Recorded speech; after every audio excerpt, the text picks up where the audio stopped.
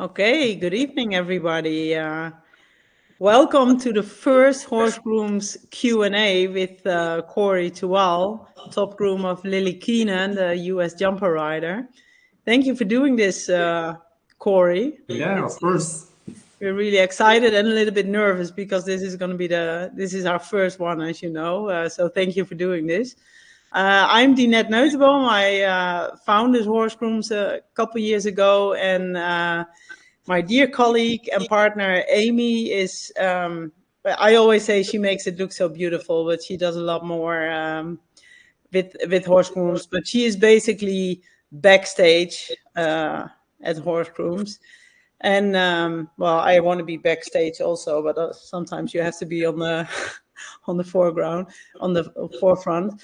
But thank you all for supporting horse grooms, for yeah, being so enthusiastic about it. This is something new we're doing, and we think it's a great way to share knowledge and to have a little insight in the life and work of top grooms. So Cory, thank you so much again for doing this, and let's just get started. I think. Oh, I want to say one thing. You guys can ask questions in the chat or the Q&A. I think there's a live Q&A that you guys see. If you want to ask questions, ask them. I have a lot of questions also, but your questions are way more important. So please ask them, and then Amy will. Let me know when there are any questions, and then we'll go from there. So again, thank you for being here, and we're just gonna get started. Cory, could you tell us first where you're from, how long you've been in the US, how long you've been a groom, where you started, how your whole career went? So I'm from France, the west part of France, and I started grooming. Professionally, I'd say 7 years ago, something like this. And then I worked at Torrey Pines for a bit, and Lucy Davis, and then for the past 5 years, I've been working with Lily Keenan.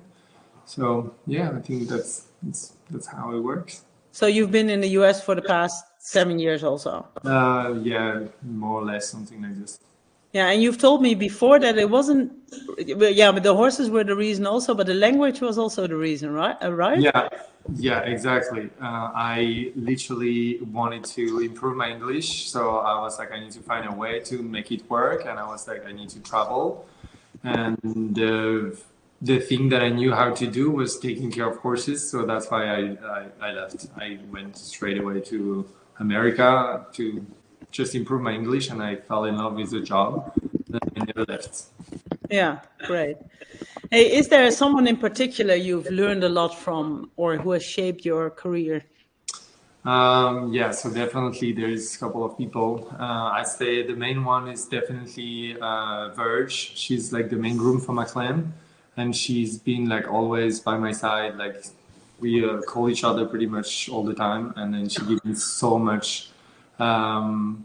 She gives me so much knowledge all the time, and she teaches me so many different things. Every time I have a question, she's always there. And there's a lot of other people, like most of my teammates from Team America, like Denise, Margot, they're Josie from Jessica Springsteen. They're all there, and every time we have questions, we really help each other and we try to make it work. I find that the more you ask around, the better you get, and this is very important to just try to figure it out. Everyone's got different system, but the more you ask, the better it is. And do you, in your opinion, is every groom at that level that you are at, are they open to sharing? Are they willing to share their knowledge, or? I say most of them are, at least most of the people I surround myself are, and then we had okay, we don't all share everything, but like as long as it's for the best of the horses, we always share like everything that we can, so everyone can success the same as the other one, you know. So Nice. that's really nice, yeah. Yeah. Hey, and do you have yeah, maybe it's Verge, but do you have an example or an idol in the grooming or equestrian world? And if so, why? And if it's Verge, then it's fine. We go to the next question because then you've told us already. Well, yeah, for sure, Verge is part of them. Yeah, there's like a couple of others, but they like I think we all do the same, and like we all the same. So there's not one person in general, but yeah, like people like Verge that's been with McLaren for a while, Denise that's been there with Ken for a while, Danny that's been there with Amy Miller for a while. Like those people are really like people I'm looking at all the time, and I'm trying to go to and follow the same path. So yeah, Lee is the same. Like I'm not even mentioning Lee, but Lee is like completely like in our system. He's always You have to say a first and a last name. Also with Lee Verge. McKeever. Lee McKeever, which is the manager for McLaren, and Yeah. obviously with us all the time as McLaren is the trainer from Lily. So yeah, it's always with us, and those grooms are like, yeah, I look forward for them all the time. Yeah. Hey, something else. How does your average year look like geographically? Where are you? Where are you now? Right now I'm in Florida. I just came back to Florida, which is nice. This is where we can call the home base. And after every year is very different. We change. Really depends on the show schedule, whatever Team USA is asking us to do and require us to do. So, for example, last year we were shortlisted for the Olympics, so we had to compete to some of the observation shows. So we went to Europe for a bit, and then after it depends kind of what shows we have to do. We are part of the Major League also, which we really like, and so we follow kind of the track of the Major League at the same time as the Nations Cup. Yeah. Yeah. You guys just won, huh? The team won. Yeah, the championship with the child. Yeah. Amy. Well, Audrey is asking what a typical day looks like, if that's what your looks That was like. my next question. Good job, Audrey. Yeah. Well, it depends. Like a typical day at home or at the show? At home and then also at the show. Okay, I'll do both. So at home, we usually start around 7. Like a really normal day, we feed the horses and then we start slowly doing the stalls and the chores in the barn. And then by 8:30, we start riding. We try to get them all out at least once before 10. And then either way, walker or turnout or riding. And then usually we got them all done, ridden before lunch, I'd say, or maybe we have a couple that needs to be done after lunch. We feed lunch around 11, something like this, and we after that is mostly grooming. So we spend the afternoon grooming them, and then just taking care of them. So at the same time as they get on the riding, they go on the field as well. So they're pretty much going out of the stall all day long. Yeah. And at the horse show, it obviously depends on what the competition timing is. But most of the time we try to keep it pretty much the same, so they still have the same routine. They are really aware than when they are at the horse show. So I'd say we feed them also, do the chores, and then right away they go for a walk. Like on the morning, that's the first thing I do. Even if it's a short walk, they always move before Lily's gonna ride them. And she usually flat them before the class. So then we flat, and then after it's competition, and then I take care of them if I can. Unfortunately, at the horse show right now, there's less and less grass for them. But as much as I can, I try to bring them for grass, and so they can have a little bit of rest and nice time, Yeah. Hey, what time do you finish at home? You said you start at 7 or 7:30, and then what time do you finish? We try to feed around 4 p.m. and then, according to this, most of the time we're pretty much done at that time. Obviously, at the horse show, it's more different. But normally, we try to finish and do 7 to 4. And then you have night check. Yeah, night check around 8:30, something like that. Yeah. Hey, and feeding wise, you said we feed them lunch. What do you feed throughout the day? So we feed a Cavalor feed because this is the feed and it's the most easiest feed to find everywhere in the world. So for us, it's very important to keep it the same. And they have kind of enough product to feed for stress horses or bloody horses and horses that needs blood. So it's very easy to manage this. So they get hay 4 times a day, morning at 7, they get hay at 11:30, at 3:30, 4, and then again at night check, so 8 p.m., something like this. and then they get the grain at the same time. Most of them get 3 meals of grain, and some of them get 4. It depends. Sometimes we skip the nightshake grain, but yeah, we try to feed them as much as possible. Yeah. Okay. We have another question too, Danette. If you tap the Q&A icon at the bottom and feature the travel question, someone asked, Cory, with you traveling so much, what routines do you have to help the horses adapt on the road? And Danette, you can pull that question right up to the screen too if you want. Wow, that's too difficult for me, I think. It's the first time. That's okay. All right, I'm gonna try to do it also. I think I got it. Yeah, okay, I got it. So basically, at the show, like they honestly, it gets so much easier as older they are and as much as they know. So it's good when you travel with a young one, and if you have an older one, they kind of teach them what to do. And the most important is to keep it the same as much as you can, so that way they don't get stressed so much. And you build confidence with the horses, then they are really looking for you all the time. So like if you show up in the morning at say 7:20 and everyone is being fed at 7, they will wait for you, and as soon as you arrive, they know they're gonna get fed. So they really know you. So I think this part is very important, and then the groom knows the horses, so that way the horses know the groom the other way around, and then that's a very important thing to do. And keep it pretty much the same routine. I always do the same, exactly the same. So they know. Honestly, they know. The second question, shall I read it? What do you look for in a stable to make sure it's a healthy working environment before you take the job? What do I look? Well, honestly haven't changed job for a while now. But, I'd say that's a good question. I'll make sure then, it's a great team spirit, and then because for me it's very important. The team is very important, and everyone works all together, so we can get things done all together. And then I'll make sure then there is a manager, to be honest, and there's someone that's a leader in the team, so then he can lead the team for something. Because like I said, for me it's very important. The team is very important. That you get along, you mean?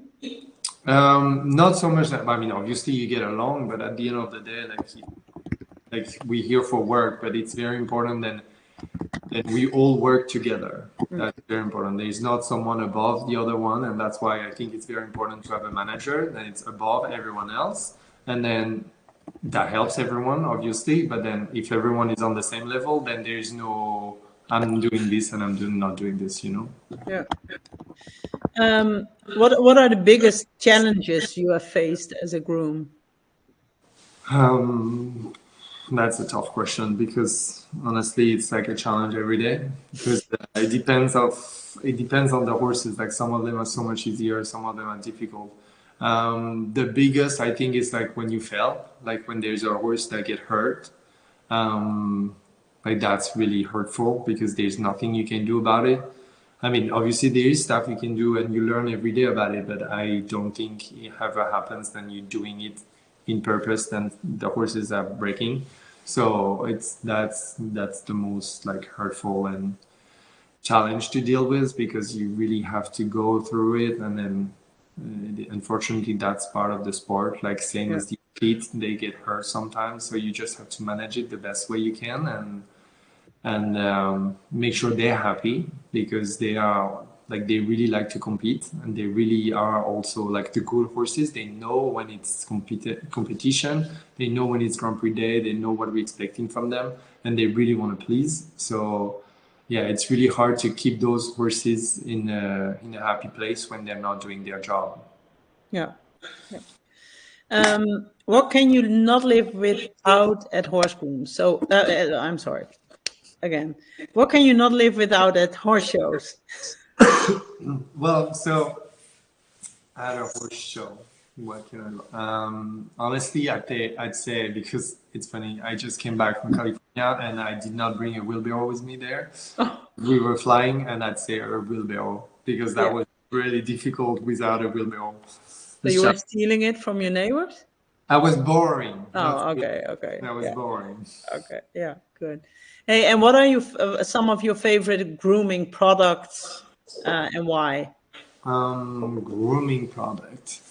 I really like the Santa Fe. That's really good, especially in Florida because there is a little bit of a sunscreen in it, so it protects. Explain what it is for the people that don't know what it is, It's please. like a spray, a conditioner spray. So then after you brush them, you kind of spray their coat with it, and it makes them. They protect them from the sun with the sunscreen, and it also help the coat to be like really nice. So this I really like. I like the detangler also for the tail from. I think it's from Cowboy Magic or something like this. This is good, so that way you don't have to use any shoshin or anything like this when you bath your horses. You just do this on the tail, and it's perfect for the week. Oh, wow. Yeah, I really like to use this. And yeah, like Vetroline also, we use a lot of Vetroline at the barn, which is the liniment. It's very good. So then if you have a horse that's a little sweaty, like in California, it was very, very dry and very cold at night. And so you can't really wash them. So that's very good. You can just like brush them and then you towel dry with this and hot water and Vitroline and then they're clean. So that's, Oh, yeah. nice. And we had a question coming in before from somebody. Do you also use, like, how did she call it, Amy, concoctions or something like that? Oh, yeah. A question about if you have any concoctions or things that you mix together that are good for horses. Myself, then I do. Yeah, that aren't already made products. There's one thing that I made myself because one day Argan, which is our main horse at the moment, had a big stain and it's like a white horse, really white horse, and I'm obviously obsessed with having him white. So one day he had a big stain, so I mixed everything that I could that I know that would make it white together, and I made a spray of it. So I did baking soda, vinegar. I think it was the Cowboy Magic, the green spot remover, tiny bit of OxyClean, and the purple shampoo. And So it was really good for his coat. Yeah, but it did not work. It didn't work. It was a big stain, big stain. Oh, okay. So you But shouldn't no, you shouldn't make your own products. No, usually like whatever it's on the back door works pretty well. So there's nothing that we actually made ourselves. Yeah. And which therapies do you guys use, like blankets or ultrasound laser? For therapy, we use the magnetic blankets from Activomed, which I like. I love the magnetic blankets. You can do so many things with it. And it's not difficult to use at all. Like there's a couple of programs that you can use like all the time, and it's very convenient. And then we use the boots also from the same company, like pretty much daily. And it's at the horse show, they get it like every day, and the boots the same way, so it's very good. And is it before or after riding, or just when you have time? No, it's every day before. So it depends, like whenever the class is. But like for example, last week she was flapping at 8:30, Lily. So then I would put it on the morning before, and then the class was at 6 p.m. So I would redo it, but a shorter program. And then so that way, it keeps the muscle like moving and then it makes them warm and it's good. And if I can, I do after the class, but most of the time, like you have to find a balance because after the class sometimes I feel like they want to be left alone, and the more you do, sometimes more annoying it is. You can do like if you finish the class at 10 p.m. then it's okay to do it the next morning. Sometimes the horses will like it also to have their rest day, and then you can do a longer program that goes deeper in the muscle. This is good. We have a hoof pad also, so it's very good to stimulate the blood flow in the hoof. We have a laser, so that's very good also. When you know how to use it, it's like an amazing tool. It kind of like, I use it on myself, and honestly, it feels like if you picture like the pain as how would you say, a spine or like a spike like this, then it feels like you put like cotton and like bubble wrap around, and then it's still there, but you have to figure it out another way to make it work. But at least you protect them and it makes them feel very good. So this I really like to use. And we also have an ultrasound that makes like the tissue a little bit more like the tendon, makes the tendon more elasticity.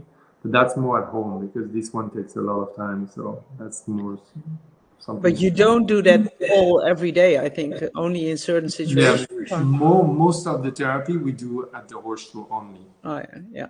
Because we keep it as simple as we can at home. And then at the horse show, of course, we go a little more. And it's obviously not all the time. Like, I think the blanket, it doesn't do anything bad for them. So this we can go at the horse show, they get it every day.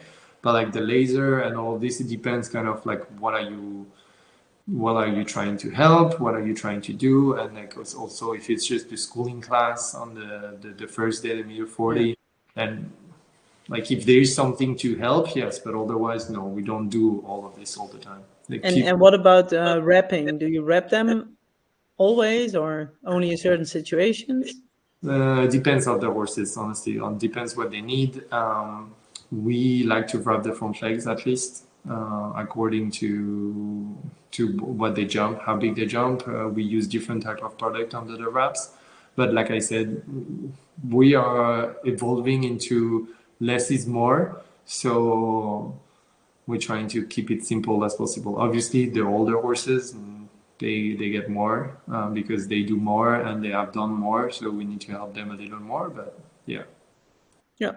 Well, and Audrey also asked if I can ask Audrey's question, how you're tailoring all these care routines to the individual horses you manage. Sorry, say that one more time. Audrey asked, how do you tailor care routines to the needs of each horse you manage? My care routine. Yeah, so like, what you're doing at home. And care routine. What's the tailor care routine? Sorry. No, tailor to how do you do it for every individual horse? Yeah, both Cory and I are immigrants, and those words are really difficult. Tailor to each horse. So what do you do for every individual horse, and how do you decide what you do for a horse and what you don't do? Like, okay, so stop me if I'm not answering properly, but basically we have a baseline of whatever we do. So like we like for the therapy, for example, they all get the blankets on, and then after that, when we're showing, then we figure out, oh, this one's maybe a little sore after he jumps on his neck because he jumped like this or like this. So then we go and we evolve that way. So the more they're gonna jump, the more we're gonna compete with them, and the more time we spend with them, we're gonna be able to know what they need, and that's how we do it.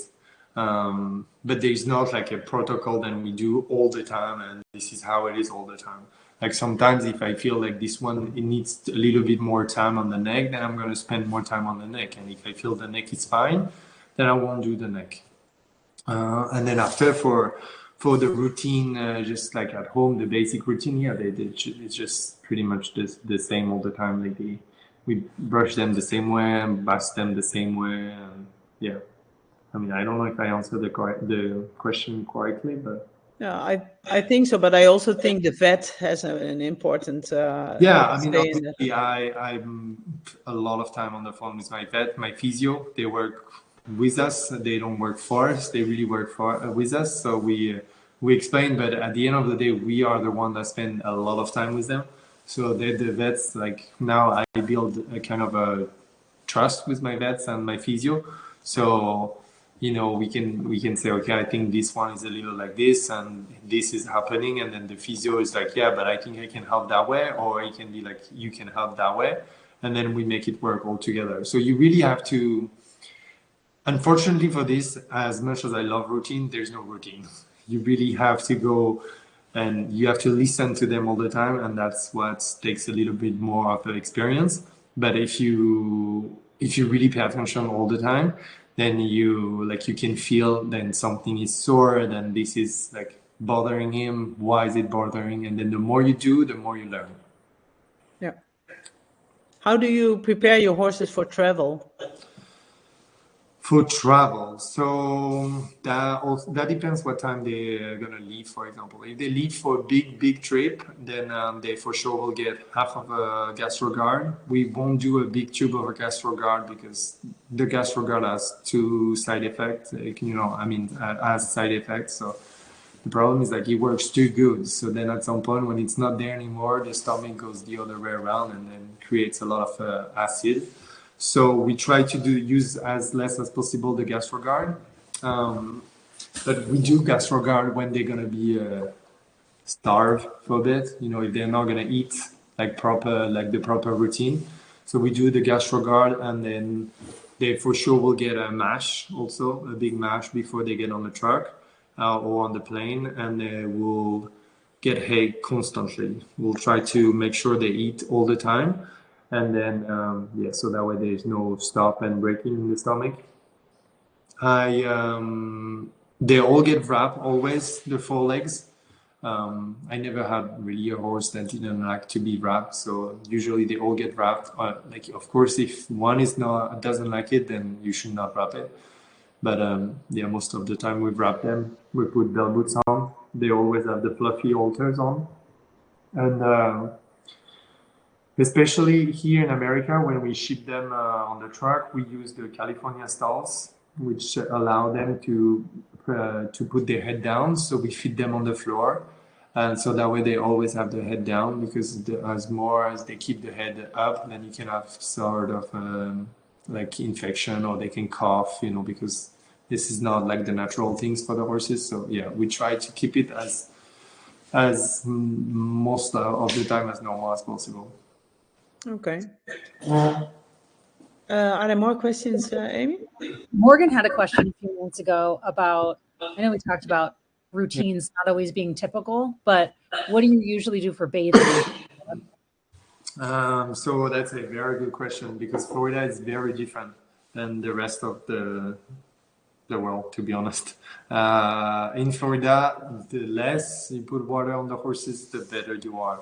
The problem is then it's very warm and humid, so most of the time you have to wash them. So what we do is, most of the time, every Tuesday, because it's the first day of competition, so this happened to be the Tuesday, but Tuesday we bath the horses and we give them a proper bath. So like shampoo, head and shoulders in the mane, and then we wash the face, all of it with the shampoo. We do conditioner on the tail, detangler on the tail, all of this. And then we spread the Santa Fe on top of them, and then they dry like this. And then for the rest of the week, if they need a bath, then most of the time we just rinse them with water. And then we put vinegar in a bucket of water, and we rinse them with that water and vinegar. And then we make them dry. We go outside for dry. And again, Santa Fe always when they're wet, because otherwise the coat is gonna burn. That's basically the routine we have for the bathing. So you try to use as little shampoo as possible. Yeah, basically never shampoo. We never shampoo the horses, only on Tuesday, or the legs if they go outside of the barn, because the track sometimes there is like bacteria and all this. The sand is very black also, so we wash the legs, but otherwise no. Less is more for water here in Florida. And do you also try to not clip them very short, the legs? We do the other way around. You do very short, yeah? Yeah, we have the legs clip all the time with the T10 blades. And then, so that way they dry faster. And then we make sure they're very dry, and we never put them on the stall, like if they're not fully dry, because otherwise this is where, in my opinion, you get scratches. Yeah. And if you're, for example, in New York or somewhere, not in Florida, do you do it differently? With the bathing and the washing? Well, we try to keep it the same, but most of the time you don't really need to wash the horses. Or you can, I will be extremely careful in Florida, while in anywhere else, I won't be very careful. Like when you are, for example, in Spruce Meadows, you can have a horses that is very sweaty.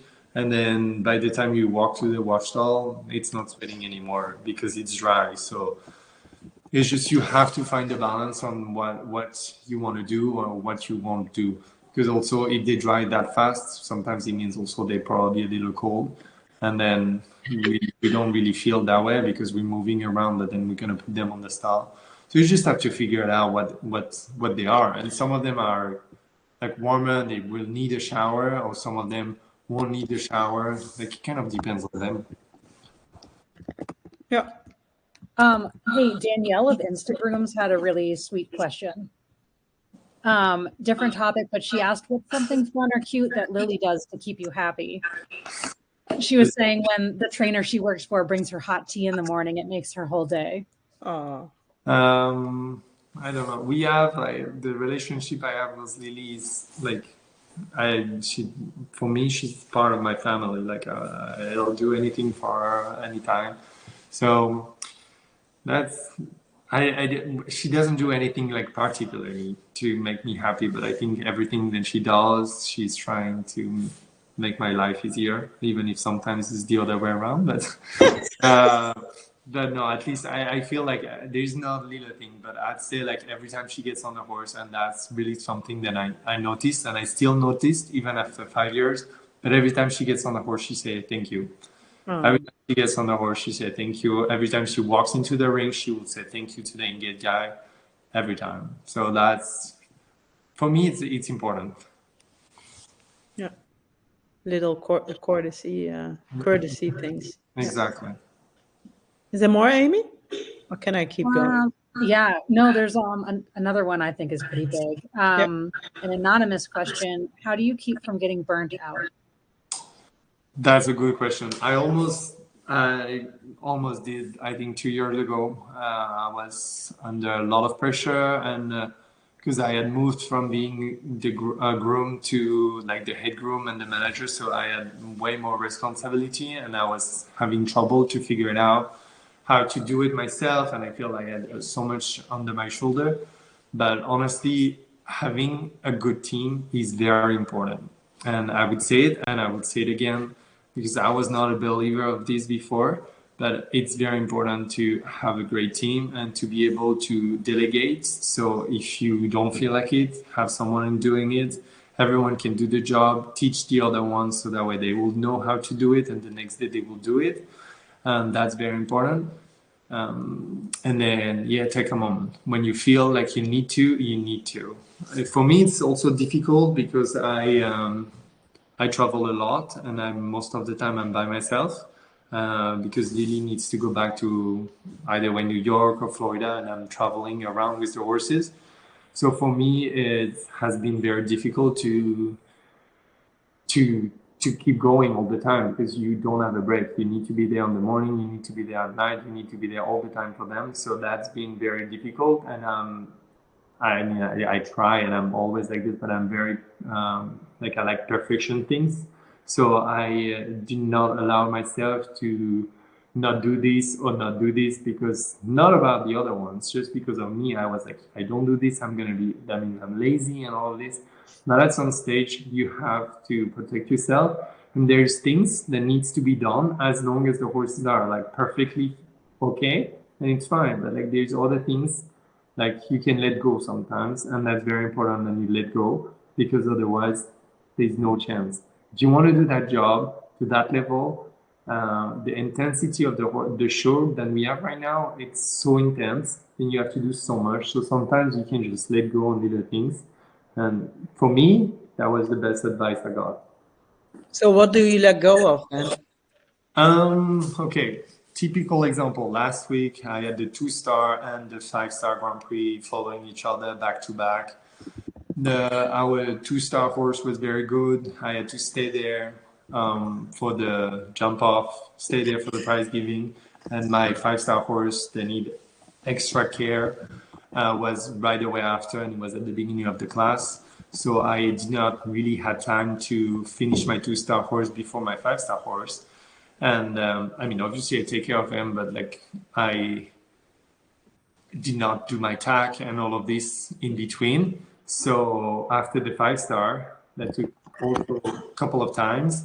It was already like 10 p.m. I made sure all my horses were perfectly okay. and I left the tack for the next day. I was like, I'm not going to kill myself doing the tack and be there at 7. I'll clean the tack tomorrow with warm water because it was really cold. That's what I did. A couple of people made fun of me, but at the end of the day, I've been on the road for long enough, and that's it. That's what I did. And instead of doing the tack and rushing to do the tack, I did it the next day, and everything was clean. They were probably better done than if I would have done it the day before. So yeah. Just little things like this. As in my opinion, as long as the horses are done perfectly, then the rest doesn't really matter. Yeah, I think I agree with that. Yeah. We have a lot more questions in the chat. Oh, okay. Well, you guys go ahead then. Well, first, Cory, could you say again what you put on your horses after a bath in Florida? I think it was specifically on the Tuesdays. Is that when you're bathing? But. Yeah, so we wash them. I mean, I can tell you the shampoo, but I mean, this is like kind of personal. We use the argan oil shampoo because it smells nice. That's kind of the only reason why. So we use this, and then head and shoulders on the mane and tail, because so that way if you have the little flakes, then it's gone. And then it makes the hair very soft and very nice. And then the detangler and the conditioner from Cowboy Magic on the tail. And then you really have to go like this on the tail, and then it's perfect. And then Santa Fe on top of it. The Santa Fe, it's like a yellow, orange bottle, and you spray all over the coat, and it's really good. And yeah, that's it. Okay. And then what's the most challenging part of preparing a horse for a competition? Timing. Timing is, you just have to be on time. And so this comes with experience, because you have to go backwards from when you need to be at the ring. How long do you need to tack up your horse? How long? So that's kind of like always the challenge, like, because you need to make sure you're not too early and you're not too late, so you don't rush them, but also you don't put them on the, like, you don't stress them. They need to know that, okay, now is your time to go to the bathroom. Now is your time to drink. Now is your time to eat. And then now I'm going to get you ready and we are going. So I always try to keep it the same also. So at some point, I think they learn and they understand. And like, for example, I've been with Argan, the gray one, for a while now. And then at first couldn't pee, like refused to pee before competition. And then I was like, well, I was very nervous about it, because I know, like, for Nations Cup, like, we're gonna go and be like, he's not gonna be free for a couple of hours. So I was like, you need to pee now. This is your moment. But then now, for example, I braid him, and then I put him straight away on the stall, and then he knows, and he goes straight away to pee. And then after, I can take him and I can tack him up, and then he knows the routine. So yeah, like I said, the timing is very important. So you don't mess around, and then you're just on time. Also, what show has been your favorite one to attend? Oh yeah, I see that question. Yeah, that's an easy one. That's there's two, and the Spruce Meadows is one of my favorite ones during the Masters. They was unbelievable, and then Aachen also in Germany.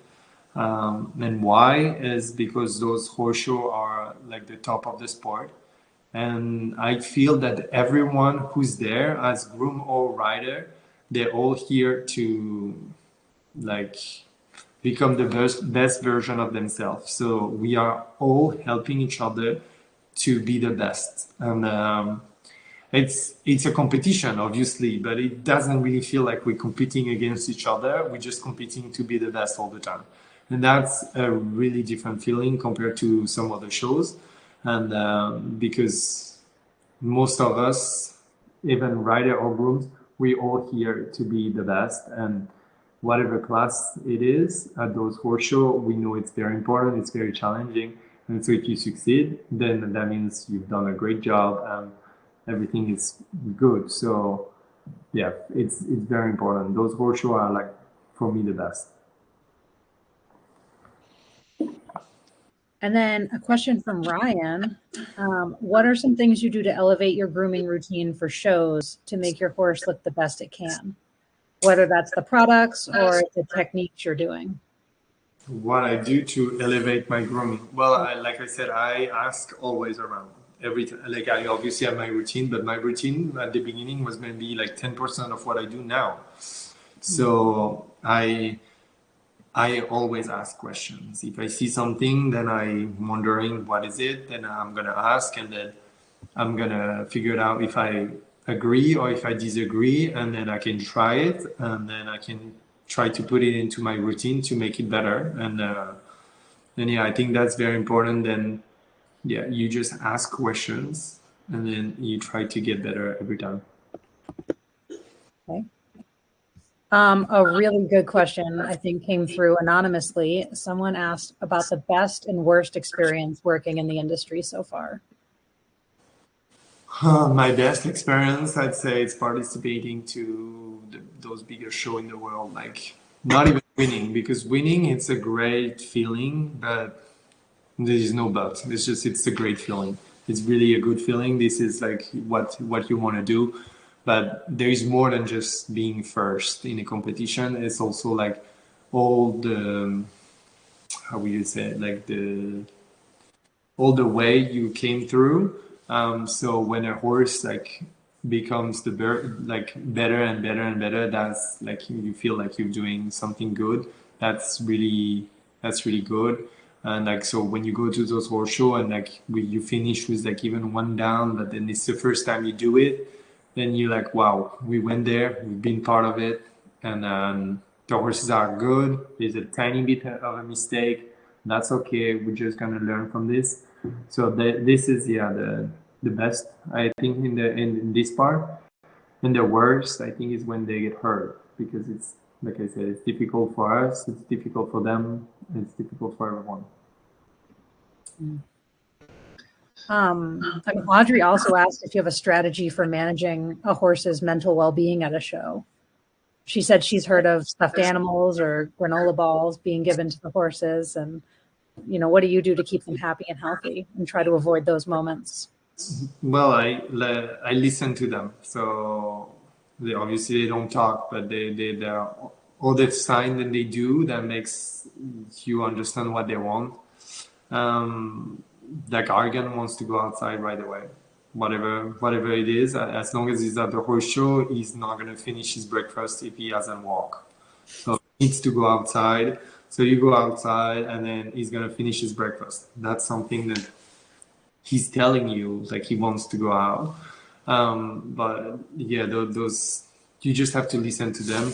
I do not have any stuffed animal. We used to, but then sometimes they don't even pay attention to them, and then it's. I'm like I like it, but we don't have it at the moment.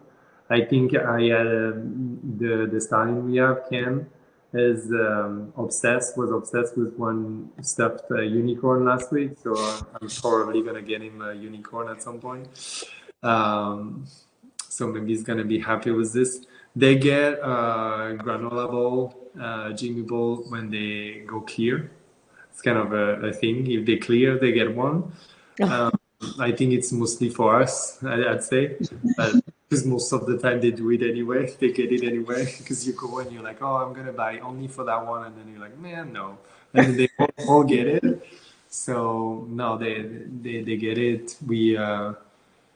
Yeah, I think like I said, also as much as I can, I try to bring them for grass. I do not like to walk them on the parking lot when it's concrete. I like okay, you have to walk them because they obviously need to move.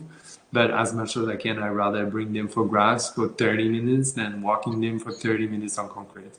So yeah, I think that's important. You also have to respect when they want to sleep, when they don't want to get out, even if it's part of your schedule. Like you need to make them do something. Then sometimes they're sleeping, then you let them sleep, and then yeah. But in my opinion, I think they get then it's a job even for them. So when they are at the horse show, they kind of change mentality.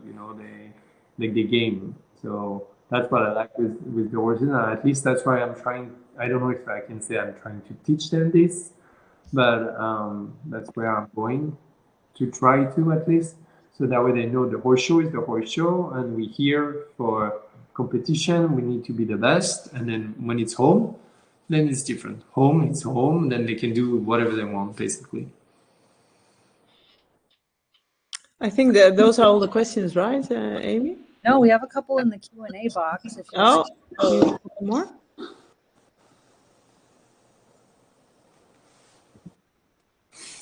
Someone asked, what changes in our industry would help keep top grooms in the sport? That's a good one.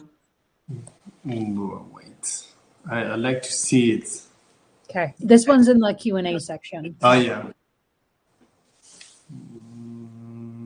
What change in our industry would help keep top groom in sport, prevent burnout? That's a good question. I don't know if I have the answer to this. I feel, in my opinion, there's so many grooms that are scared to do the job first. Like, I spoke with people and they think they're not good enough to do the job, which I think is completely untrue. Everyone can do the job as long as you have love for the horses and you're passionate about the sport. There's no problem about doing it. What needs to be changed in the industry to, I think it's not like something needs to be changed, because like, at least in America, I don't, like, I think everyone is trying already to get better and better and better. In Europe, there is more that needs to be changed. Like, the groom should not drive the trucks after they've been at the horse show for the entire day. I do not understand, and I still would not understand how this can be allowed, because this is not okay. Like, we've seen 2 weeks ago that the truck was completely upside down and everyone is like completely normal. I think that's really not okay, and there's no reason. I know that the drivers they can think this is expensive, but when you think about how much money we spend on all of this, like, having a driver is really cheap. And I think this, for example, is something that can be changed, so then the grooms don't have to be burnout driving their trucks. What else? Honestly, like, I think everything is already changing a lot, and I think everyone is a little bit part of it. Like what? Can you be a little bit more specific? Like what is changing? Like in the FEI shows, they always give us that form at the end of the FEI shows with the questions, so then we can try to make the shows better. And I think in that way, like the horse show, they always try to get better. So then when we get some like food at the horse show, it's nice, What can be changed? I think sometimes it's also timing for classes. That would be good, because sometimes it's really difficult to make it work. Like, you work for so many hours, because they like to have night classes, which is, I get it. We also like night classes, but like, at least, you have to make sure that we have everything that we need during those night classes. And then also, there's not a class the next day at 8 a.m. because otherwise, like, that's a lot for the same person. Even for the riders, they have different type of life, obviously, but even for them, like, if they show at the end of the day and then like very late and on the morning, then that's a lot. So, Hey, there's also, I think you said a little bit about it already, but Catherine asked, how do you keep Argon his tail so wide? Well, a lot of purple shampoo.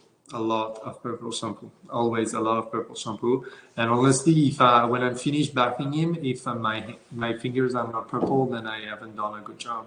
So you really need to put a lot in it, and then you let it stay like this until you wash the body, and then you rinse it after.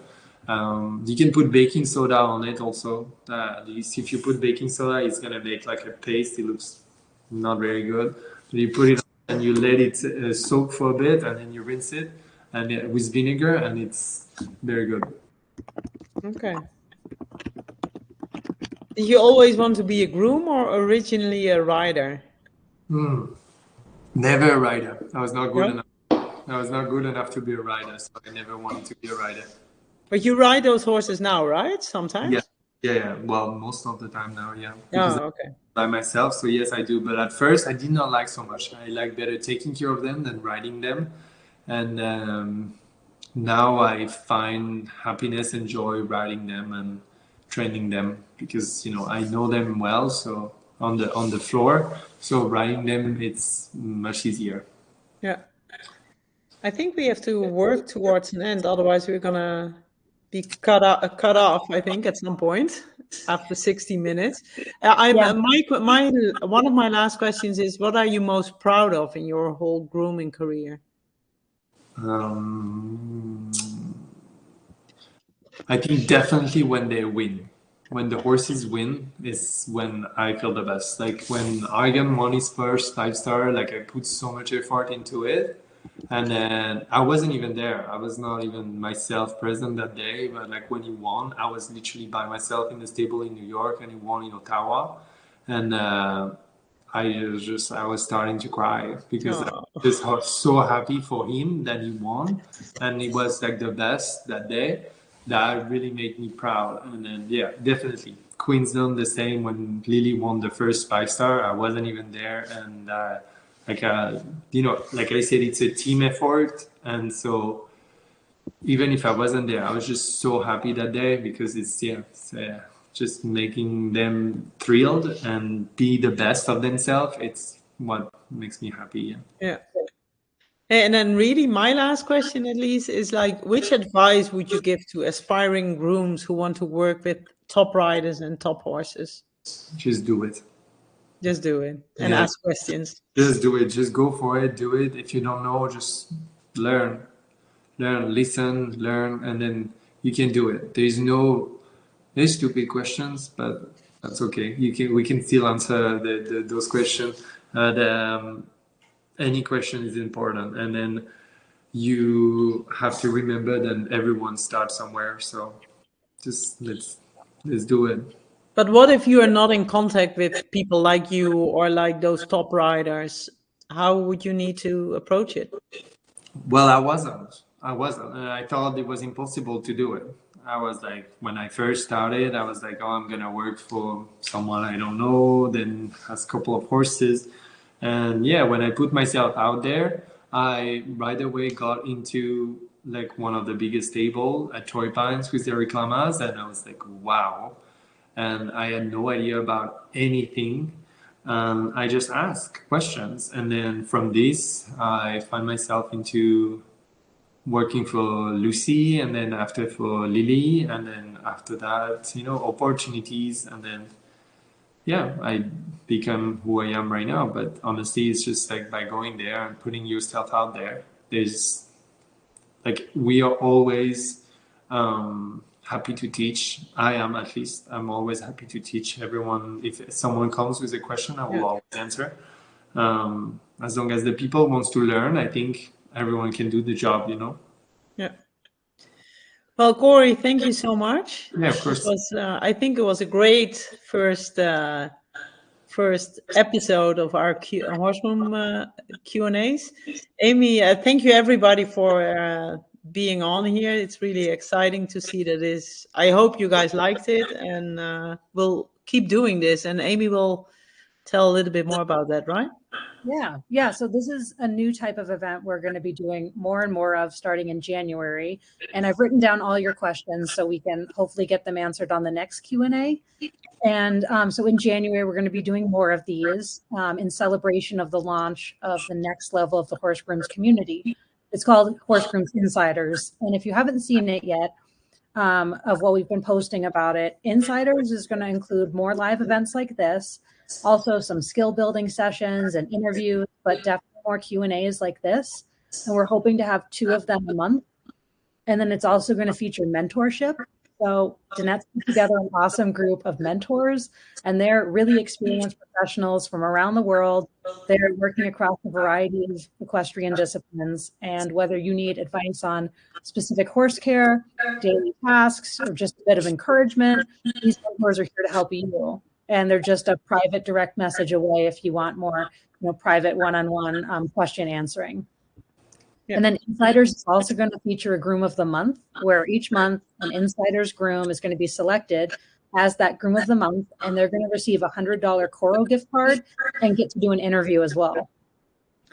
Then there's also discounts and perks because we partnered with a bunch of organizations to bring Insiders special discounts and perks on educational courses and products that are valuable to you as a groom.